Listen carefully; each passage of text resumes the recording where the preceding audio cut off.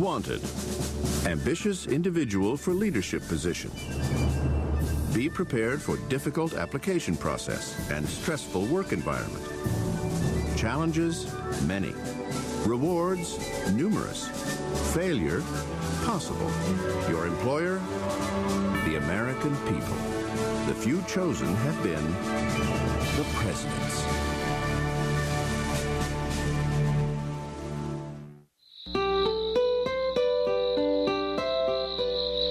During the first years of the American presidency, serving as Secretary of State was the stepping stone to the White House. Thomas Jefferson, James Madison, and James Monroe had blazed that trail. In 1824, John Quincy Adams stood to follow. But in this historic election year, other ambitious men wanted the job. You have a Treasury Secretary, William Crawford. Got a Secretary of War, John C. Calhoun. In Congress, you have the Speaker of the House, Henry Clay. And there's also a rising national hero, Andrew Jackson, the victor of New Orleans, Old Hickory. Tremendously popular, very, very popular. Significantly, 1824 was the first election in which states began to count the popular vote in presidential elections. This meant that a national candidate could accurately measure his popularity with the common man. In 1824, Andrew Jackson was the clear choice of the people. But the presidency was still directly decided by the Electoral College, and that race was too close to call. The way the four of them finish in the Electoral College is Andrew Jackson is first, John Quincy Adams is second, William Crawford is third, and Henry Clay is fourth. But Andrew Jackson does not get a majority of the electoral votes. Now, according to the Constitution, the top three go to the House of Representatives, which must pick among them. So Clay is dropped. But of course, Clay is the Speaker of the House of Representatives. The unknown quantity in this election is Henry Clay. Then William Crawford had a stroke. So the contest came down to two men, Adams versus Jackson, with Henry Clay presiding from the pulpit of the House of Representatives. Clearly, some deal was made. The House picks John Quincy Adams on the first ballot, and John Quincy Adams picks Henry Clay as his Secretary of State. Now, Andrew Jackson screams bloody murder at this, and he says this is a corrupt bargain. It is a scandal. It is a scandal. And John Quincy Adams enters office under this terrible cloud of this corrupt bargain. Shortly after his election, John Quincy Adams received a note from his father. It said, "No man who ever held the office of president would congratulate a friend upon obtaining it." Number 6, John Quincy Adams, Democratic Republican, 1825 to 1829, 57 years old, from Massachusetts. Adams came into office with many lofty goals. He wanted Americans to explore the Western territories. He wanted to fund public education. He promoted scientific advancement and discovery. And he proposed vast internal improvements, such as roads and canals across the nation. Now, the problem is he doesn't get to do any of it because the politics of his term are just so rancid, and he is so unable to manage them. Before the oath of office had fully passed his lips, Congress began thwarting everything Adams wanted to do. This would haunt his presidency and leave Adams with few accomplishments. I think it's fair to say that the Jackson followers in both the House and the Senate wage a war of obstructionism in the 4 years that follow. And so it's a very ill-fated presidency. Adams' personality did nothing to help his presidential agenda. Yes, he was the son of a founding father and acutely aware of it. But he was also his father's son.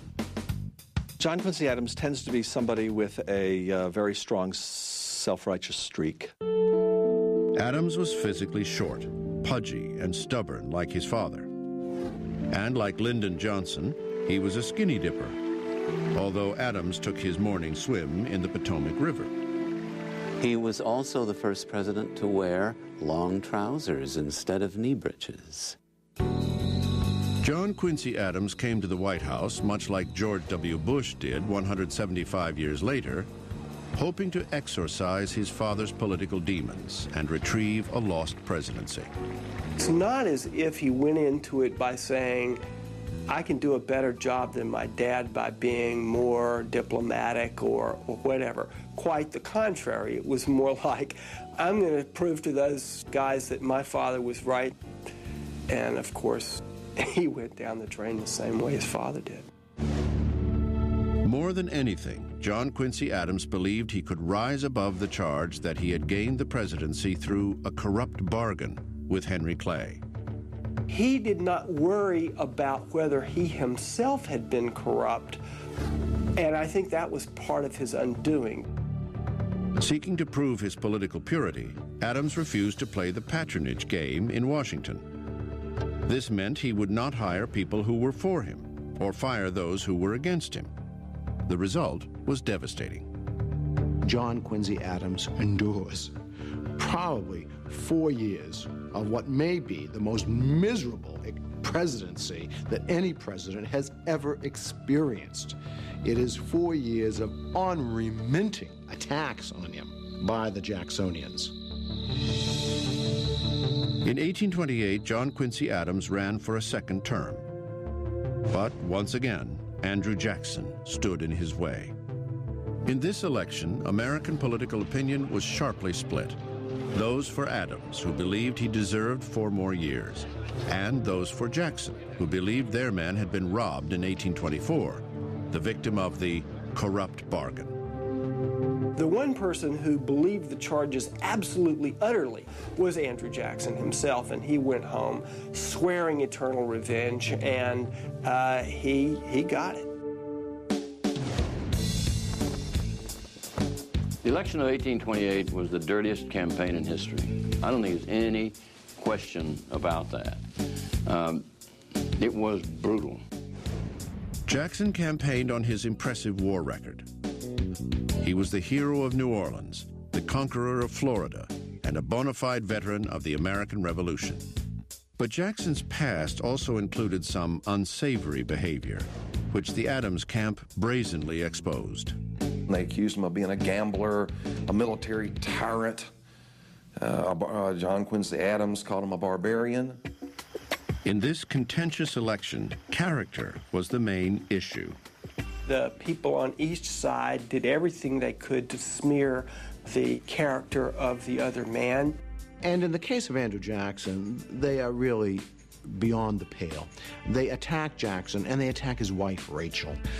And the attacks on Rachel Jackson are really merciless. The dirt on Rachel was that she had married Jackson in 1791 before obtaining a legal divorce from a previous marriage. The charge was true, but so old that no one expected it to be an issue. But then, in the heat of the campaign, a Cincinnati newspaper published the damning story. When that Cincinnati editor exposed the details of the fact that Rachel had lived in bigamy and that Andrew had lived in sin, you know that it tore his soul. He blamed Henry Clay for that. Henry Clay was a close friend of the editor, and while Clay denied it, Jackson never believed the denial. So he despised Clay for the corrupt bargain, but came to despise him even more because of that attack on his wife. The Jackson people responded with equally outrageous charges against Adams. They would reply that he lived with his wife before they were married. He provided a young American virgin for the pleasure of a Russian czar. He bought a pool table for gambling devices, broke the Sabbath. Important issues concerning government were ignored. Instead, campaign rhetoric focused on the personal lives and character flaws of the candidates. What kind of a human being do you want to be in the White House? Do you want somebody whose wife is a whore, which is essentially what they accused Mrs. Jackson of being? Or do you want somebody who pimped for the Tsar of Russia, which is what they said that Adams had done? I have to say this. The things that the Adams people said about Jackson were mainly true. The things that the Jackson people said about Adams were lies. In this election, the truth hardly mattered. Jackson's popularity with the common man proved to be overwhelming, and he won in a landslide. But the joy of victory didn't last. In December 1828, after buying her inaugural gown, Rachel Jackson died, suddenly, of a heart attack. She was 61 years old. This was a cruel blow to Jackson, and it would shape his presidency. Andrew Jackson is reputed to have remarked on the occasion of her death that he did, in fact, forgive all those who had attacked him personally, but that he would never, never forgive those who had attacked his wife. As for John Quincy Adams, he, like his father, was not gracious in defeat. He refused to attend Jackson's inauguration. Instead, he went home to Massachusetts. 2 years later, Adams was elected to the House of Representatives, becoming the only former U.S. president to do so. In this role, Adams would be an outspoken congressional leader in the fight against slavery. That work, not his presidency, would become his greatest legacy. John Quincy Adams is the first president to have his photograph taken. He sat for this photo in 1843.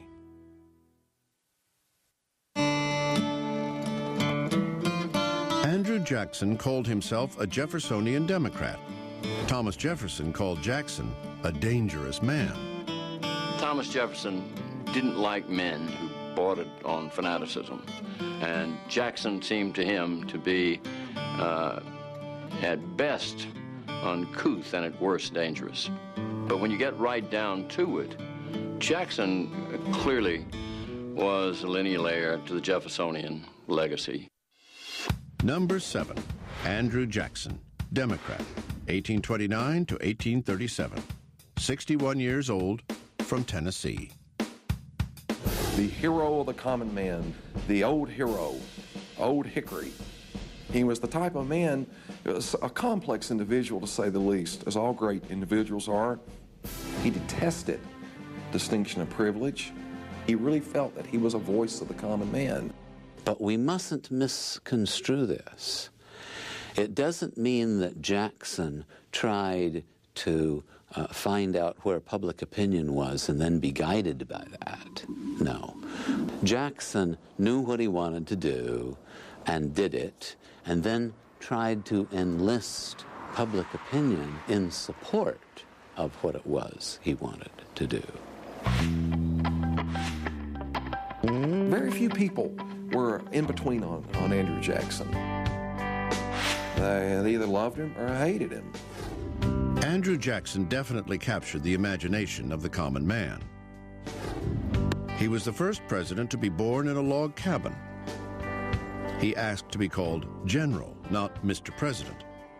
He chewed tobacco and smoked a pipe. He was a barroom brawler, a passionate Indian fighter, a gambler who brought his own racehorses to the White House, a duelist with 2 bullets in his body.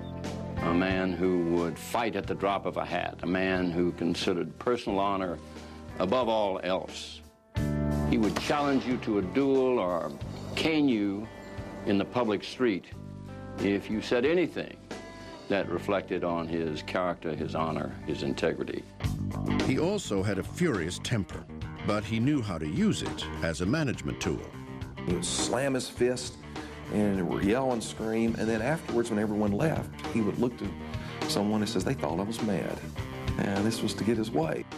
I think a psychologist would have found him a troubled man and would probably have recommended medication, but he wouldn't have taken it. politics is personal. It's very, very personal for Andrew Jackson. And it's possible to look at Andrew Jackson's presidency as a war against a number of individuals. Jackson's war began the moment he took office. Invoking the adage, "To the victors go the spoils," Jackson simply cleaned house, firing his enemies and hiring his friends. By doing so, he created the spoils system in Washington. But established Washington society, he soon learned, would not be conquered in a day. First month in the office, what does he come up against? The Battle of the Petticoats. This was an embarrassing scandal that erupted over the social status of Margaret Peggy Eaton, wife of Jackson's Secretary of War, John Eaton. She, like Rachel Jackson, had dated her future husband while still married to another man. Because of this, the wives of the other cabinet members, led by the wife of Vice President John C. Calhoun, refused to socialize with the Eatons. Jackson absolutely hated this. He had just lost his own wife. She too had been scorned by established society, and so Jackson had a great sympathy for Peggy Eaton. Jackson told his cabinet members that their wives had to socialize with the Eatons, but the women refused to budge. The standoff lasted nearly 2 years. Finally, out of pure frustration, Jackson asked his cabinet members to resign, which they did. I think that one incident alone, his inability to manage his cabinet, indicates a lack of judgment, a lack of administrative ability, a lack of skill. He managed by strong will and by punishment. After the Peggy Eaton affair, Jackson placed no trust in his cabinet secretaries, whom he regularly hired and fired. He went through 4 secretaries of state. He went through 5 secretaries of the Treasury, and so on. He was much more inclined to work through a group of informal advisors. This group of personal friends and political confidants soon became known as Jackson's kitchen cabinet. These were newspaper people, these were politicians, most of them, like Jackson, from the West. Friends who got their name because they were said to come in the White House through the kitchen door. Other presidents had relied on personal friends for advice, but never to the extent which Jackson did. This angered his critics, but he didn't care. Jackson was determined to change Washington and America, and he did so with lightning speed. The first major piece of legislation that he recommended and got passed was the Indian Removal Act of 1830. This act empowered Jackson to forcibly evict all the Indian tribes living east of the Mississippi River. 5 Indian nations were directly affected: the Choctaw, Chickasaw, Creek, Seminole, and Cherokee. Of the 5, the Cherokee tribe, located in Georgia, chose to fight the eviction in a surprising way. Instead of going on the warpath the way their fathers and grandfathers might have done, this generation of Cherokee Indians took Georgia to court. The case went all the way to the United States Supreme Court. In an historic decision, Chief Justice John Marshall ruled in favor of the Cherokee, saying they did not have to move. But Andrew Jackson thought differently. Jackson said of Marshall, he made his ruling, now let him enforce it. The result was that they were rounded up at gunpoint and forced to move. Their property was seized, and they were forced west. Of course, on the Cherokees' forced march, about 1 out of every 4 Cherokees died en route, which is why they call it the Trail of Tears. It is, without a doubt, the most controversial decision Jackson would make in his career, and is one of the saddest chapters in American history. Soon after issuing the Indian Removal Act, Jackson faced a dangerous issue that threatened the fabric of the Union: the South Carolina nullification crisis. South Carolina was angry about the high federal tariff on imported goods, which helped New England at the expense of Southern planters. In response, South Carolina declared it had a right to nullify the federal tax. The person who articulated that theory of nullification most clearly was John C. Calhoun, Vice President of the United States. Jackson might have been more amenable to the argument that the tariff was too high, but he hated Calhoun because he thought he was a personal enemy, and Jackson thrived on personal enemies. From a political standpoint, Calhoun believed Jackson would support him. They were both Southern planters, but Jackson's personal hatred of Calhoun precluded any political sympathy. Instead, he responded with force. Jackson threatened to have a civil war. He threatened to raise an army, go into South Carolina, hang John C. Calhoun from the first tree. Calhoun was said to have been genuinely scared for his life. But fortunately, cooler heads prevailed. South Carolina backed down, and Congress modified the tariff. As for Jackson, he made it clear that he was the supreme leader of the nation, and that the Union was not going to fly apart under his watch. When Andrew Jackson ran for president in 1828, his opponents called him a jackass. Jackson liked the image so much, it became the mascot of the new Democratic Party. 1832, the last year of Andrew Jackson's first term, was a pivotal year in his presidency. After fighting petticoats, Indians, and secessionists, he suddenly faced his most daunting enemy, the Bank of the United States. The bank war was absolutely the central political controversy of his administration. The bank war began in the summer of 1832, when Congress, led by Henry Clay, renewed the bank's charter, even though it wasn't due to expire until 1836. Clay pushed the bill through for political reasons and presented it to Jackson on the 4th of July. It's not immediately clear that Andrew Jackson has a problem with the bank, but once Henry Clay involves himself in the bank recharter, then suddenly it becomes a battle royal that Jackson has to involve himself in. Henry Clay was also running for president that year, and he was supported by the president of the Bank of the United States, a man named Nicholas Biddle. Both Clay and Biddle believed they could force Jackson to sign the bank bill. If he didn't, Clay would crush his bid for re-election. But the old general outflanked them.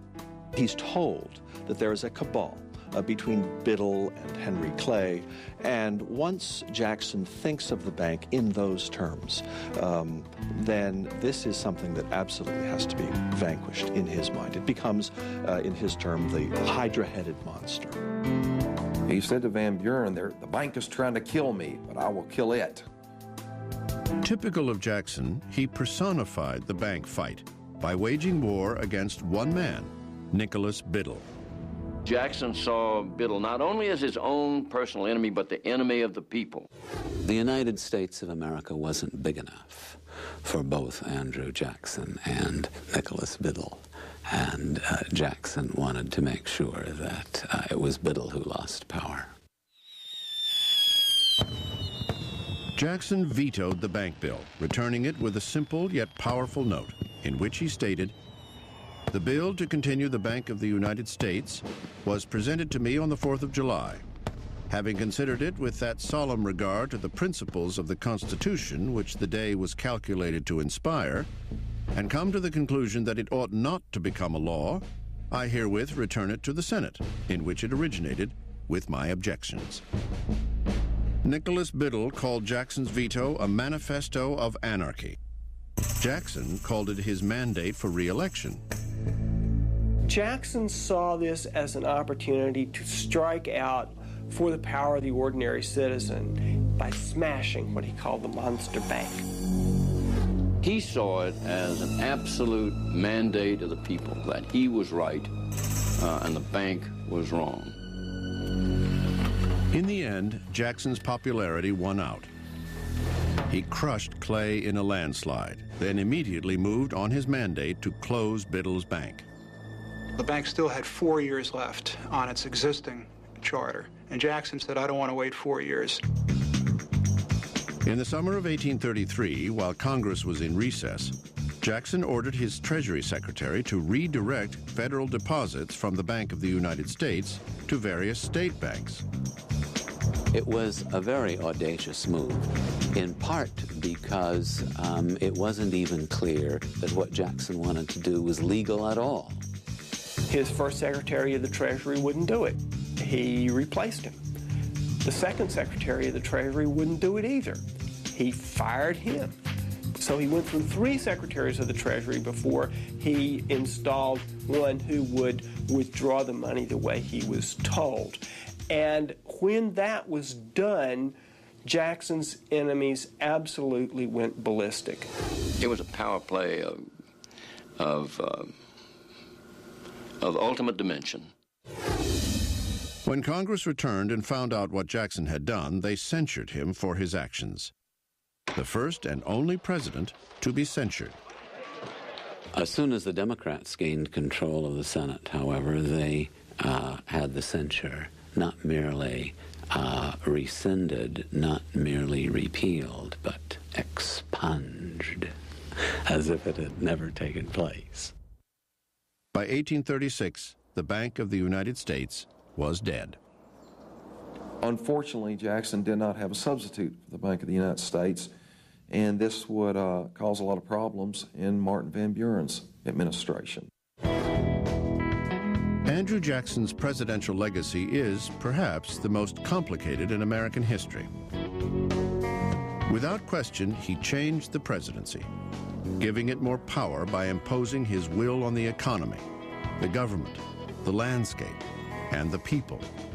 And by doing so, he forged the future of the nation. Jackson was the only president where a whole age would be named after him, the age of Jackson. And as one journalist would write, that the coming generations would be very proud to be born in the age of Jackson. But for the men who followed in his mighty wake, the age of Jackson would be a very bumpy ride. Under Andrew Jackson, the United States government was completely debt-free for the first and only time in history. He was the true father of Jackson's Democratic Party, having organized it in the 1820s, and he was Andrew Jackson's hand-picked heir in 1836. This endorsement gave him the election. Number 8, Martin Van Buren, Democrat, 1837 to 1841, age 54, from New York. Van Buren was the ultimate political protege and the ultimate political machine politician. The skills he had as kind of a backroom political organizer were great at making him a builder of a political party, but did not serve him so well in terms of actually leading the nation as president. Van Buren loved the good life, and I think, in a way, that he wanted to treat the White House as a kind of reward for a lifetime of hard work. Unfortunately, history didn't cooperate. He got branded with a reputation that was almost entirely undeserved, and that is, he got the reputation of being somebody who was a kind of wannabe aristocrat and was decorating the White House with gold-edged faucets and golden goblets and things, none of which was true. But Van Buren conducted himself in such ways that it seemed like it might be true. He's seen as a man who is characterized, at least anyway, by his enemies, as an effete dandy. A man who perfumes his whiskers and who wears a corset. It's not the kind of image which is really going to work very well in the rough and tumble world of American politics of the 1830s and the 1840s. When Van Buren took the oath, he certainly inherited the high hopes of Jackson's presidency. But he also inherited the financial ruins of Jackson's bank war. No sooner is he inaugurated than the Panic of 1837 begins. Van Buren got socked right off the bat with having to respond to an enormous crisis of unemployment, of bankruptcy, of economic depression in all its ways. And it gets progressively worse as time goes on. In fact, there's another panic in 1839. The one in 1839 was even worse. It was caused fundamentally by a glut in the cotton market. And of course, cotton production was the backbone of the American economy. So when the price of cotton collapsed, the American economy collapsed. No president had ever had to deal with anything like this before. I don't know that any president would have been up to the job, but Van Buren certainly wasn't. As a man who had spent his entire career straddling the fence on issues, Van Buren was incapable of making tough decisions, such as the annexation of Texas. He ducked that question, fearing it would inflame the brewing slavery issue. As for the ailing economy, he had no real plan. By the time 1840 rolled around, the country was in such a deep depression that it would have been obvious to all observers that Van Buren was bound to lose, that the Whigs could have run anybody and beaten Van Buren, and if they had known that, the Whigs would have run Clay.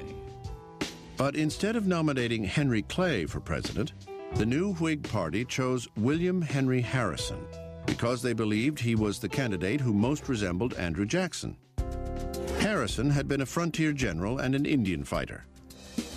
But more importantly, he supported the rechartering of the Bank of the United States. The election of 1840 was a flamboyant affair, the first presidential campaign to feature open public rallies, songs, and slogans. They would roll out the cider barrel when Van Buren's people would start to speak, as well as the image of the log cabin, and with chants of, Van, he's a used-up man. They called Van Buren Martin Van Ruin. In contrast, William Henry Harrison was touted by his old war nickname, which he got while fighting Indians at the Battle of Tippecanoe. Tippecanoe and Tyler too was the slogan. John Tyler, of course, was Harrison's running mate. One of the great symbols of the campaign of 1840 is the log cabin. William Henry Harrison wasn't born in a log cabin, but nonetheless this becomes sort of the enduring symbol of that campaign. And another symbol that the Whigs manipulate very successfully is the image of the English coach that Martin Van Buren allegedly rides in. And the Harrison supporters like to sing, in English coaches he's no rider, but he can fight and drink hard cider. Harrison took his lumps from the Van Buren camp as well. More than anything, they attacked his age. People accused him of being too old and of being a sort of phony Jackson, a phony general. They even called him a granny general. But ultimately, it was the economy that decided the election. Number 9, William Henry Harrison, Whig, March 4th to April 4th, 1841. 68 years old, from Ohio. Poor Harrison felt it necessary to give a very long and learned inaugural address, probably because in the campaign it had been suggested that he was a simple homespun guy.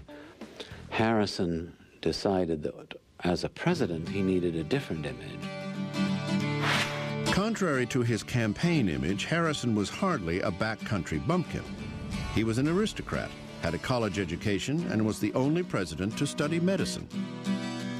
In taking the oath of office, Harrison wanted to remind people of his true background and dispel any adverse thoughts about his age. So he gave the longest inaugural address in American history, nearly 2 hours. He insisted on speaking on a cold March day with no hat or overcoat. And somehow he caught a cold, and the cold turned to pneumonia. And in the end, the poor man died. Just 31 days into his administration, William Henry Harrison became the first U.S. president to die in office. Vice President John Tyler was playing marbles at his home in Virginia when he learned of Harrison's death. He immediately went to Washington to assume the presidency. But there was no clear constitutional guideline for succession. That set the stage for another epic battle in American political history. After becoming president, John Tyler refused to name a vice president. He served his entire term without one. He was a Southern gentleman from the planter aristocracy with a rich background in politics. He'd served in the House of Representatives and the Senate, been governor of Virginia, and was a consummate Washington insider. He believed in states' rights and felt strongly, like Thomas Jefferson, that too much power had been vested in the federal government. And yet, also like Jefferson, he expanded that power once he became president.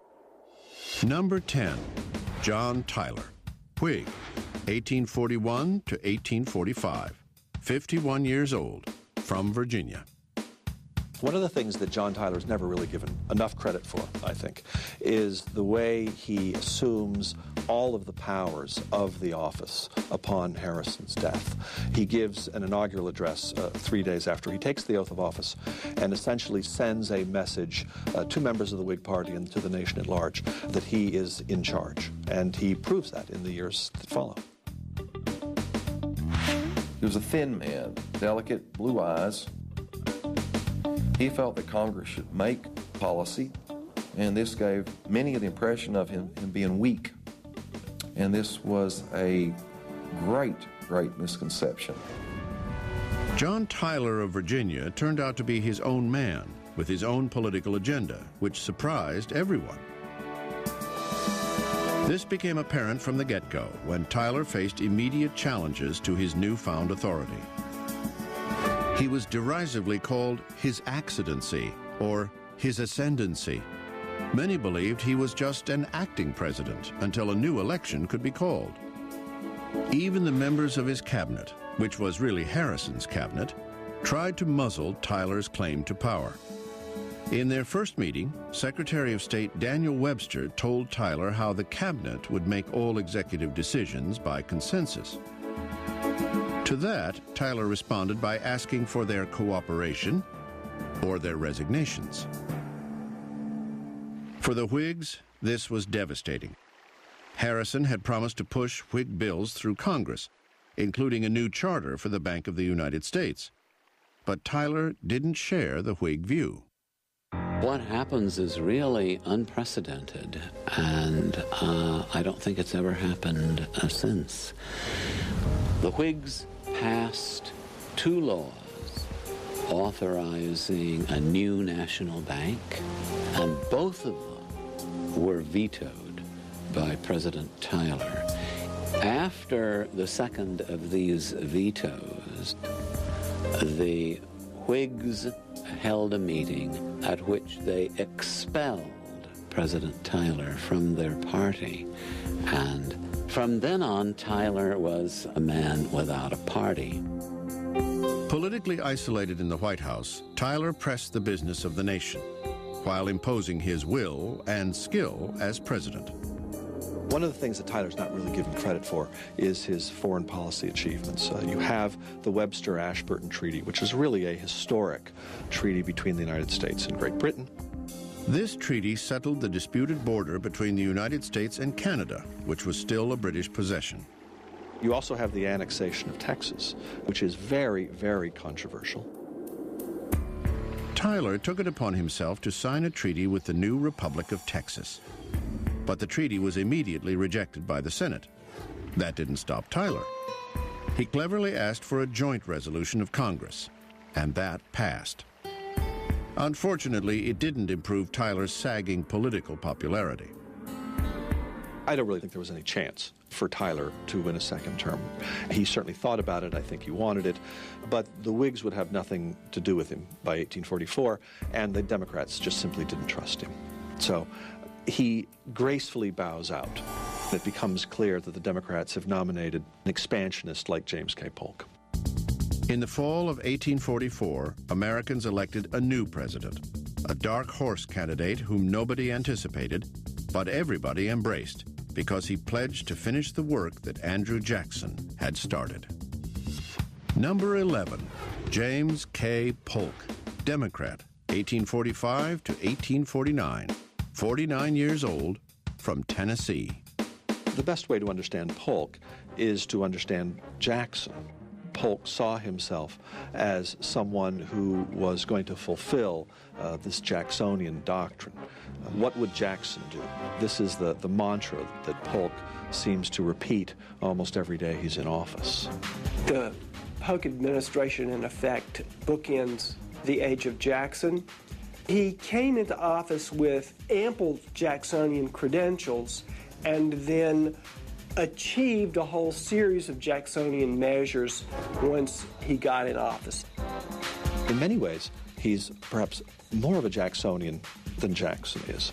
He believes very, very strongly in this idea of a level playing field for the American people. I said that Jackson and Polk were wedded at the hip and the head, and I think they were. I don't think if you and I sat down to dinner with the president of our choice, James K. Polk would come in the top 25. I think he was a great president, but that doesn't mean that he was a likable man. He also was quite a devious man. In contrast to his personality, Polk was probably the most accessible president in U.S. history. The White House, for all intents and purposes, in the 1840s is a community center for the rather small village of Washington. The Marine Corps Band plays on the White House lawn every Wednesday, and this is open to the public. Polk also makes himself available twice a week to American citizens, and all that was required was to knock on the White House door and to give your card to the steward and to wait your turn. Polk really does see himself as the first servant of the people. Polk is often called the hardest working president in U.S. history.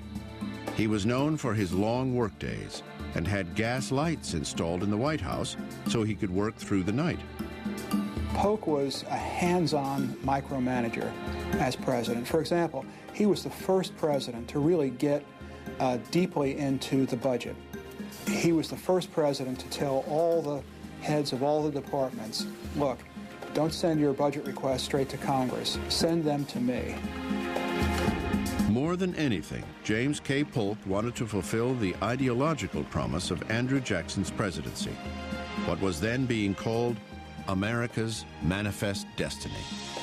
He embodies it, this idea that the United States has a providential destiny to expand westward is something that he accepts implicitly. To Polk, manifest destiny was more than an idea. It was his presidential mandate. Polk had 4 goals, which he was dedicated to achieving in his 4 years as president. He said he would only serve 1 term. He wanted to settle the controversy between the United States and Great Britain over the Oregon Territory.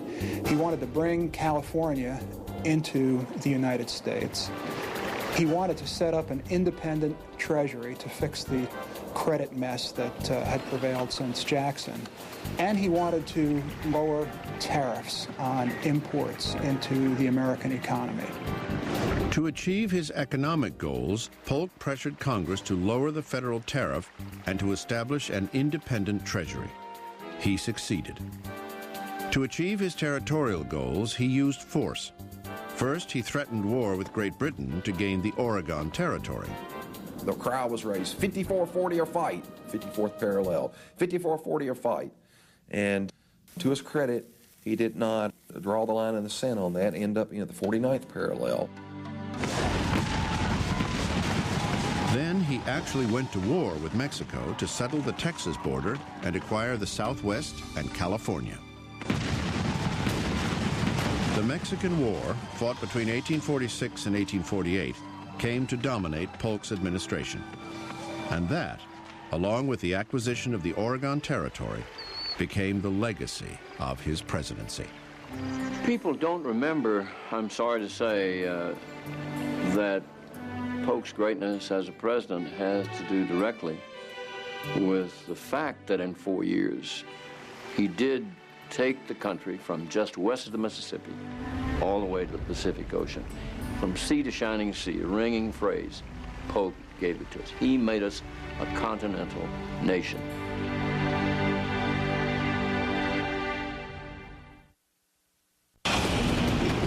Is Mother Nature out of control?